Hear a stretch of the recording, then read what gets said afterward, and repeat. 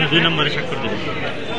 এখন বাইরের পালা মোহাম্মদ রনি লেখেন, মোহাম্মদ হোসেন সংক্ষিপ্ত শব্দ তাহলে রনি লেখেন সব জায়গায় সব জায়গায় লাইসেন্স সব জায়গায় শুধু কাগজপত্র। এখন লোকটার কাহিনী হচ্ছে রনির যে কাহিনী মেল কাহিনী হচ্ছে ও হচ্ছে আপনাদের ধনবাড়ি নাকি একজন নাম করা সাংবাদিক এরকম পরিচয় দিয়ে মনে করেন এরকম প্রতারণাটা করতে শুরু থেকে। কিভাবে ফেসবুকে যে নাই কি জানি শুনলাম প্রথমে, ওইভাবে একটু বলেন কিভাবে বলছেন। হ্যাঁ, ফেসবুকের মাধ্যমে পরিচয় ছিল, তারপর হচ্ছে আপনাদের ধনবাড়ির নাকি একজন সাংবাদিক, ভালো একজন সাংবাদিক এইভাবে সবসময় এগুলোই দেখাইতো। আর বলতো ফ্যামিলি অনেক গরিব, এটা বলতো ফ্যামিলি অনেক গরিব, বাপে অন্য জায়গায় বিয়ে ঠিক করছে, এজন্য বিয়ে করবো না।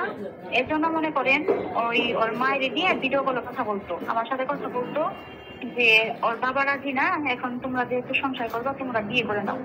ওই মা বাপ দাদা সব ভাড়া কইরা মোটামুটি মনে করেন কাবিন করতাম না। লোকটা এরকম করতো যে আত্মহত্যা করবো, কাবিন না করলে ওরা মরে যাবো, হ্যান করবো ত্যান করবো। শুনতেছেন? হ্যাঁ শুনতেছি, বলেন। এরকম কাহিনী করতো।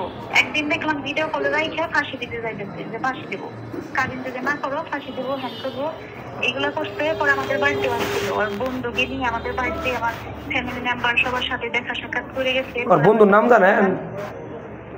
পরিবার থেকে জানে দিচ্ছে যে তোমাদের গার্জেন নিয়ে আসো, তারপরে বিয়ের ব্যাপার আগে এরকম বলছে। পরের দিন আবার নাটক শুরু হলো যে বাড়ি থেকে বের করে দিচ্ছে, আমাদের বাড়িতে উঠলো, বাড়ি থেকে বের করে দিচ্ছে, এখন বাড়িতে ঢুকতে দিব না।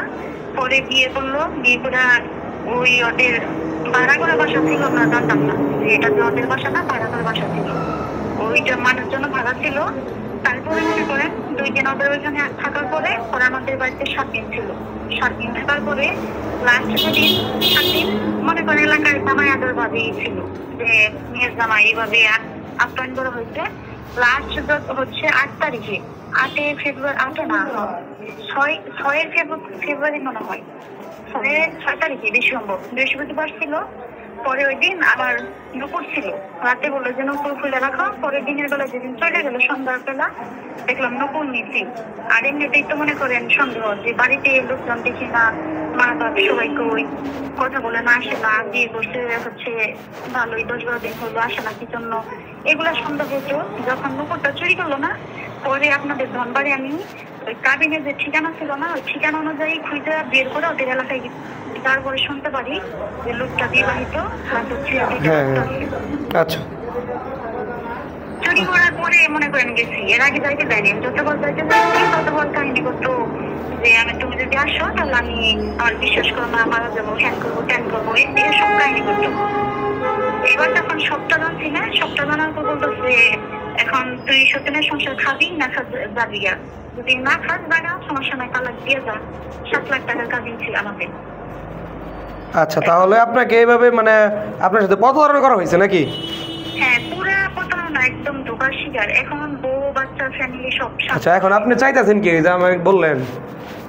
এখন চাইতেছে মনে করেন আইনিভাবে একটা ব্যবস্থা তো নিবেই, অবশ্যই আইনিভাবে। আচ্ছা আচ্ছা আচ্ছা, এখন ওইখানে তো হবেই, শাস্তি ব্যবস্থা তো হবেই। পাশাপাশি যে আপনাদের ধনবাড়ির যে সাংবাদিকের যে মান সম্মান দিবাইছে, এটার বিচার আপনারা করবেন।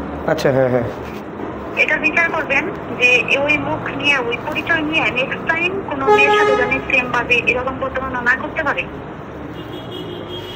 আচ্ছা আচ্ছা, ঠিক আছে। একটা সংসার থাকার অবস্থায় আরেকটা মেয়ের জীবন নষ্ট করে, বুঝলেন একটা মানুষ কতটা নিকৃষ্ট হতে পারে।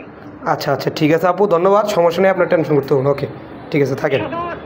আমার ঠিকানাটা হচ্ছে নাম পিকচার এগুলো একটু হাইড করবেন। আচ্ছা আচ্ছা আচ্ছা আচ্ছা, ঠিক আছে, ওকে। আচ্ছা, ঠিক আছে, ওকে, ধন্যবাদ।